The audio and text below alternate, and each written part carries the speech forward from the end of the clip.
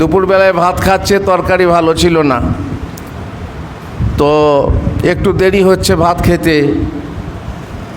তখন একজন বাড়ির মহিলা বলছে, কি গো তালবিল, তুমি আজ দেরি করছো কেন, তাড়াতাড়ি খাও কেন? তখন তার যা বলছে, দেখছিস না টি আর খাবে না, দেখছিস না বাঁদর গালি পড়ে গেছে।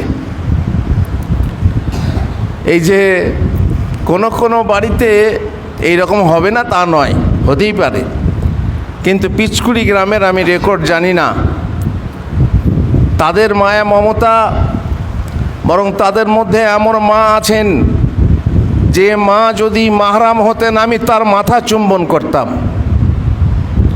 তাদের মধ্যে এমন মা আছেন যারা তার ছেলেকে আলেম করতে চান, কিন্তু দুঃখের বিষয়, ইন্নাকা লা তাহদি মান আহবাবতা ওয়ালাকিন্নাল্লাহ ইয়াহদি মান ইয়াশা, এরই মতোই তুমি চাইলেই তোমার ছেলে আলেম হবে তা নয়, বরং আল্লাহ চাইলে তবে তোমার ছেলে আলেম হবে। এমনও মা আছেন যে মা চান যে ঠিক আছে, আমি আমার ছেলেকে আলেম করতে পারলাম না, তো আমি আলেম হতে যারা চাই তাদেরকে সাহায্য করি, যেহেতু মান জাহাজা গাজিয়ান ফাকাত গাজা, যে ব্যক্তি যোদ্ধা সজ্জিত করে দেয় সে যুদ্ধের ময়দানে যদি নাও যায় তারও যুদ্ধ করা হয়। আলেম তৈরি করতে পারলেন না, কিন্তু আলেম যারা তৈরি করছে তাদের যদি সহযোগিতা করা হয় তাহলে আপনারও আলেম তৈরি করা হয়।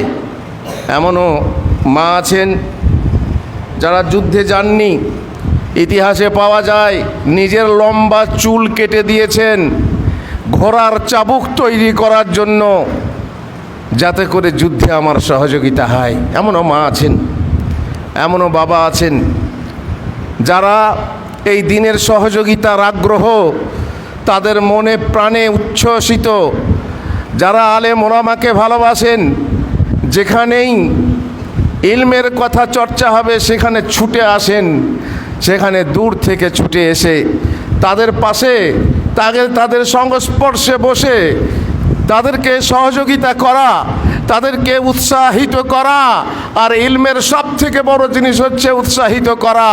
যদি উৎসাহিত না থাকে, মানুষ যদি ভিখারি বিদ্যা বলে নিরুৎসাহিত করে, মানুষ যদি তালবিলুমকে তালবিলুই বলে ছোট করে, মানুষ যদি এই পথে চলতে নিরুৎসাহিত করে, তাহলে কোনো তালবে ইলম আলেম হতে পারে না। কারণ তারা পথে চলতে চলতে যেমন হোঁচট খায়, এইভাবে যদি মানুষ বাধা দেয় তাহলে সে চলে কি করে সেই পথে। বহু বাবারা আছেন চেষ্টা করেছেন, তাদের ছেলেরা আলেম হয়নি, তাদের মেয়েরা আলেমা হতে পারেনি, ওই কুঁড়ি অবস্থায় সেই ফুল বোঁটা থেকে ঝরে গেছে। আমরা যে গাছ এইভাবে ছুঁড়ে দেয়, কোনো কোনো গাছ দেখবেন তার যত্ন হয় না, কিন্তু সেই গাছ বাঁকা হয়ে উঠে ফুল ফল দেয়। আমাদের এই উদাহরণ মাগো তোমরা দেখছো, তোমাদের মাদ্রাসায় এখানে পড়াশোনা করেছে তারা, আমি হয়তো পড়াশোনা করি নেই, কি অন্য মাদ্রাসায় পড়েছি। তাহলে যদি আলেম তৈরি করা হয়, যদিও চেরাগ তলে অন্ধকার, আপনারা হয়তো তৈরি করতে পারছেন না আপনাদের ছেলে মেয়েকে, তবু বলা যায় না এরা তো এই গ্রামেরই ছেলে, এরা তো হয়েছে। সবাই যে হবে তা নয়। একজন আলেমকে বলা হলো, আপনার এই মাদ্রাসার ছাত্ররা তো সব এমন যে তারা আলেম হবে তা নয়, যারা দু লায়ে দু পা দিয়ে আছে, তারা এখানে ভাত খাচ্ছে, এখানে যা পড়ছে ভালো করে পরীক্ষায় পাস করতে পারছে না, কিন্তু হাই স্কুলে গিয়ে পরীক্ষা দিচ্ছে চাকরি করবে বলে। হতে পারে, হতে পারে, কিন্তু আলেম সবাই হবে তা নয়। আমার এই মাদ্রাসায় 200 ছাত্র যদি থাকে, তার মধ্যে 2টো ছেলে যদি আলেম হতে পারে, সেটাই আমার জন্য সব থেকে বড় লাভ। এই মাদ্রাসা হচ্ছে সোনা তৈরি করার কারখানা। টন টন মাটি কেটে তারপরে কয়েক আউন্স সোনা পাওয়া যায়, এত এত ছেলে যারা মাটির মতো, তাদেরকে কেটে কেটে তাদের পাথর গলিয়ে গলিয়ে যদি আমার 1 আউন্স 2 আউন্স আমার সোনা হয়, তাতেই আমার লাভ। সুতরাং যারা এই মাদ্রাসায় সহযোগিতা করতে চান, আমি জানি আমাদের মাদ্রাসায় এমন এক লোক আছে যে লোক নিজে হজ করেছে, গরিব মানুষ তা নয়। এই মাদ্রাসার খিদমতের জন্য বাড়ি বাড়ি দরজায় দরজায় গিয়ে মাগো তোমাদের কাছে মুষ্টি ভিক্ষা করে নিয়ে আসে। আর সে এখানে আল্লাহর ওয়াস্তে, বরং সে বেতন নিতে চায়নি। আমাদের প্রাক্তন সেক্রেটারি কেশিয়ার মিলে তাকে কিছু বেতন করে দিয়েছেন, আর সেই সুবাদেই তিনি চান না। এত তাঁর মায়া, ছেলেরা অনেকদিন মাছ খায়নি, পুকুর শুকিয়ে গেছে, মাছ নেই। তিনি নিজে মাছ খাইয়ে ছেলেদের মনটাকে বড় করছেন। ছেলেরা আশেপাশে বহু ঘর থেকে খিচুড়ি রান্না আসে। বাদলের দিনে মা খিচুড়ি রান্না করে খায়। আমাদের এখানে পিসকুড়িতে এমন লোক আছে বাদলের দিনে খিচুড়ি রান্না করে ছেলেদেরকে খাওয়ায়, কিংবা খরচ দেয়, সেই খরচে এখানে খিচুড়ি পাকিয়ে ছেলেদেরকে খাওয়ানো হয়। এসব আমাদের সমাজের মধ্যে এরকমও মানুষ আছে যারা এই ইলমকে, আলেমের পথকে, তারা আলেম হতে না পারলেও, নিজের ছেলেদেরকে আলেম বানাতে না পারলেও তারা এই আলেমের কারখানাকে সাহায্য করে এবং 2 পয়সা দিয়ে, ওসর ফেতরা দিয়ে, কোরবানির চামড়া দিয়ে তারা সাহায্য সহযোগিতা করে এই প্রতিষ্ঠানকে বড় করার জন্য। তাদের কত বড় আশা। আমাকে এক মহিলা টেলিফোন করে বলছে যে আপনার এই প্রতিষ্ঠান বড় হোক, আমি চাই। আমার মনে হচ্ছে আমার যদি ক্ষমতা থাকতো তাহলে আমি সর্বান্তকরণে আপনাকে সাহায্য করতাম। এইভাবে কত মহিলা এবং কত পুরুষ, তারা নিজেরা যদিও পারেনি, তবুও তারা সহযোগিতা করার চেষ্টা করছেন। শুধু এই গ্রামের মানুষদেরকে বলছি না, আমাদের আশেপাশে, তাছাড়া সারা বিশ্বের বহু মানুষ শুনছেন, এখানে লাইভ চলছে, সেখানে এমনও মানুষ আছে যাতে এই পথ বেঁচে থাকে। এই পথ যদি মারা যায় তাহলে কি হবে সে কথা আপনারা শুনলেন। আলেম না থাকলে আমাদের কিছু কিছু ভাই বলেন যে মেয়েদের নাক না থাকলে গু খেত। মেয়েদের কথা বলে কিছু মেয়ে, সব মেয়ে তো নয়। মেয়েদের নাক না থাকলে গু খেত। শুধু মেয়েরা কেন, মানুষের নাক না থাকলেও, পুরুষের নাক না থাকলেও পুরুষও গু খেত। তেমনি সমাজে যদি আলেম না থাকতো তাহলে সমাজের মানুষ গু খেয়ে বেড়াতো, সমাজের মানুষ হারাম খেয়ে বেড়াতো, সমাজের মানুষ অরাজকতা সৃষ্টি করত। এই আলেম আছে বলে, আলেম দুনিয়ার বুকে পূর্ণিমার চাঁদের মতো, সূর্যের আলোর মতো আলোকিত করে এই পৃথিবীকে শান্ত করে রেখেছে। সেই আলেম তৈরির কারখানাকে যদি কেউ অনীহা করে, সে বিশাল ভুল করে। মাদ্রাসা ভিখিরি বিদ্যার মাদ্রাসা তা এখন আর বলা হয় না। এখন বহু মানুষ জেনে গেছে যে এই বিদ্যা শুধু ভিখিরি বিদ্যা নয়, এর জন্য ভিক্ষা করতে হয় ঠিকই, কিন্তু ভিক্ষুক তোমরা বানিয়েছ। তোমাদের উচিত ছিল ভিক্ষার মাল নিয়ে এসে মাদ্রাসায় পৌঁছে দিয়ে যাওয়া। তোমরা পৌঁছে দাওনি বলে আমরা আমাদের লোককে, আমাদের ছেলেদেরকে পাঠাতে বাধ্য হয়েছি তোমার ঘরের দরজায়, যাতে আল্লাহর হক আদায় করে নিয়ে এসে মাদ্রাসার আল্লাহর দ্বীন প্রতিষ্ঠার জন্য এই জিহাদ কায়েম থাকে। যে আল্লাহ তাআলা আলেম তৈরি না করলেন তার দ্বীন প্রতিষ্ঠা থাকবে না। এই দ্বীন প্রতিষ্ঠার জন্য আমরা বাধ্য হয়েছি, আর আমরা বাধ্য হয়েছি। তোমরা আমাদের হাতে ঝুলি ধরিয়ে দিয়েছ, তারপরেই তোমরা নিজেরাই আমাদেরকে ভিখারি বলছো। লজ্জা লাগে না?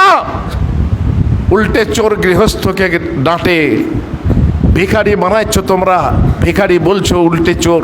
আর এইভাবে তোমরাই আমাদেরকে বদনাম করেছো। কিন্তু আজ মাশাআল্লাহ ভিখারি বিদ্যা বলা কমে গেছে। এই ইলম চালিয়ে, এই ইলম পড়ে, এই ইলম শিক্ষা করেও এই ইলমকে রাজ ইলম বানানো যায়। এই ইলম যদি কেউ ঠিকমতো পড়াশোনা করে, আরে দুনিয়া তার পিছনে ছুটতে ছুটতে আসবে। দুনিয়া তো দূর কি বাত, যেখানে আলেমের কদর আছে। একটু আগে দু একটা ঘটনা সৌদি আরবের শুনলেন, তো সে তো সৌদি আরবের কথা। সৌদি আরবের কথা হোক বা না হোক, আল্লাহ তাআলা যাকে ইজ্জত দিতে চাইবেন সে সারা ভারতবর্ষে বা বাংলাদেশ, পাকিস্তান যেখানেই হোক তার কদর উচ্চতরে উন্নীত হবে এবং সে আকাশে উজ্জ্বল তারকার মতো মানুষের সামনে উজ্জ্বল হয়ে থাকবে। এ ইলেম আর ভিখিরি ইলেম নেই, এ বিদ্যা আর ভিখিরি বিদ্যা নেই। সুতরাং খবরদার, এই বিদ্যাকে, এই বিদ্যার্থীকে, এই বিদ্বানদেরকে খবরদার ছোট করার চেষ্টা করো না, এদেরকে অবজ্ঞা অবহেলা করো না। আমি কথা হয়তো লম্বা বলে ফেলছি, কথা অনেক কিছু বলার ছিল, বলতে বলতে অনেক কথাই বের হয়, কিন্তু দুঃখের বিষয় যে সময় নেই। আমি একটা শেষ কথা বলছি, ওমর ইবনে আব্দুল আজিজের কথা, যেখানে তিনি বলেছেন ইনিস্তাতা ফাকুন আলিমান, ও ভাইজান যদি তুমি পারো তাহলে তুমি আলেম হও, যদি তুমি পারো তাহলে আলেম হও। আর ফাইল্লাম তাস্তাতি ফাকুন মুতাআল্লিমান, যদি তুমি আলেম হতে না পারো তাহলে আজীবন শিক্ষা করে যাও। আর যদি তাও না হতে পারো ফাহিব্বাহুম, তাদেরকে ভালোবাসো, তাদের সাথে উঠা বসা করো। আতরওয়ালার পাশে বসলে আতরের গন্ধ পাবে, সুগন্ধ পাবে, তাদের সাথে উঠা বসা করো। ওয়াইল্লাম তাস্তাতি ফালা তুবগিদহুম, আরে যদি ভালোবাসতে না পারিস রে হতভাগা, তবে যেন তাদেরকে ঘৃণা করিস না, তাদেরকে ঘৃণা করিস না। কারণ তারা এই পৃথিবীর বুকে, তারাই হচ্ছে সারা তারকার মধ্যে পূর্ণিমার চাঁদ। তাদেরকে তুচ্ছ যদি তুই করিস, আল্লাহর কাছে তারা তুচ্ছ হবেন না। সুতরাং যারা এই ইলমের পথকে সমৃদ্ধ করতে চান তাদের জন্য সুস্বাগতম। আর সেই কথা বলার জন্য দুই গ্রামের লোককে আমরা ডেকেছিলাম, কিন্তু দুঃখের বিষয় ফাআরাদাল্লাহু আনহুম, তারা এ মুখ ফিরিয়ে নিয়েছে। মাদ্রাসার শিক্ষা থেকে মুখ ফিরিয়ে, সবাই না, কারো ওজোর থাকতে পারে। কোনো মা বোন এসেছেন আমাদের দোতলাতে বসে, তারা কষ্ট করে গরমে কিছু কথা শুনছেন। আর এই এলেমকে বহাল রাখতে হবে, নিজের ছেলেকে আলেম তৈরি করার চেষ্টা করতে হবে। আর নিজের গ্রামের যেখানে প্রতিষ্ঠান আছে সেই প্রতিষ্ঠানকে সাহায্য করতে হবে, এ কথা নিশ্চয়ই আমরা জানি। আর তার ফজিলত কি জানেন? সেই ফজিলত বলে আমি শেষ করছি। মদিনার বুকে দুই ভাই ছিল। এক ভাই রাসূলুল্লাহ সাল্লাল্লাহু আলাইহি সাল্লামের খিদমতে উপস্থিত হয়ে ইলম চর্চা করত, আর এক ভাই শিল্পের কাজ করত। সে ভাই অভিযোগ করলো আল্লাহর নবীর কাছে যে ইয়া রাসূলুল্লাহ, আমি বাড়িতে শিল্পের কাজ করি, তাতেই আমার রুজি রুটি হয়, আর এই ভাই আমাকে সাহায্য করে না। এই ভাই আমার শিল্পে যদি সাহায্য করত 2 টাকা বেশি হতো। আমরাও বলি আমার ছেলেকে মাদ্রাসায় দেবো, তাহলে আমার চাষটা কী হবে? আমার ছেলেকে মাদ্রাসায় দেবো, একটা তো আছেই যে কোনো ভবিষ্যৎ নেই, এই মাদ্রাসায় পড়লে চাকরি নেই। আরে চাকরি নাই কে বললো? তো মাদ্রাসায় ছেলে ভালো হয়ে তো পড়ুক, কই স্কুল কলেজে পড়ে কটা চাকরি পায়? যাদের ভালো ভালো র্যাঙ্ক তৈরি হয়, যাদের ভালো ভালো নম্বর আছে, 1st 2nd 3rd, যাদের ট্যালেন্ট আছে তারা চাকরি পায়। বিনাশ, একবারে সাথে সাথে চাকরি। সবাই তো চাকরি পায় না। মাদ্রাসায় পড়ে যে তোমার ছেলে বড় আলেম হবে, যদি বড় আলেম হয় তাহলে তার ভবিষ্যতে গ্যারান্টি আছে। এবং ভবিষ্যৎ তুই কাকে বলছিস রে? 60 70 80 90 বছরের যে ভবিষ্যৎ, সেই ভবিষ্যৎ নাকি এই জীবন, যে জীবন এখন আসল জীবন শুরুই হয়নি, সেই জীবনের ভবিষ্যৎ, যে জীবন অনন্তকালের জীবন, যে জীবনের ভবিষ্যৎ বেশি দরকার, সেই ভবিষ্যতের কথা ভাব, যে তোর মরণের পরে যে জীবন শুরু হবে, আর সেইটাই হচ্ছে আসল জীবন। আর সেই জীবনের মাজরাক বা ক্ষেত হচ্ছে এই পৃথিবীর জীবন। তাহলে সেই জীবনটাকে তুই সমৃদ্ধ করবি না এই জীবনটাকে? হতভাগা, যদি মনে করিস যে আমার ক্ষতি হচ্ছে, তাহলে লাভ আছে। কিসের লাভ আছে? আমার ছেলে যদি কাজ না করে, বলছে আমার ভাই কাজ করে না, রাসূলুল্লাহ সাল্লাল্লাহু আলাইহি সাল্লাম বললেন লাআল্লাকা তুরযাকু বিহি, তোমার ভাই তোমাকে সহযোগিতা করে না, কিন্তু তুমি যে রুজিটা পাচ্ছ তোমার শিল্পের মাধ্যমে, হয়তোবা এই কারণেই এরই ওসিলাতে তুমি রুজি পাচ্ছ। তোমার ভাইকে ছেড়ে দিয়েছ তালেবে এলিমের জন্য, তারা এলমে তলব করতে আসছে, যার ফলে তুমি রুজি পাচ্ছ, এমনও তো হতে পারে। সুতরাং আপনি আপনার ছেলেকে ছেড়ে দেন, আপনি তারই বরকতে রুজি পাবেন, আপনার চাষে বরকত হবে, আপনি ডাক্তার হলে আপনার ডাক্তারিতে বরকত হবে, আপনি যদি ব্যবসায়ী হন আপনার ব্যবসাতে বরকত হবে, আপনি যদি আরও কোনো পেশাদার হন আপনার সেই পেশাতে বরকত হবে, কারণ আপনার ছেলে এই মাদ্রাসায় পড়ছে।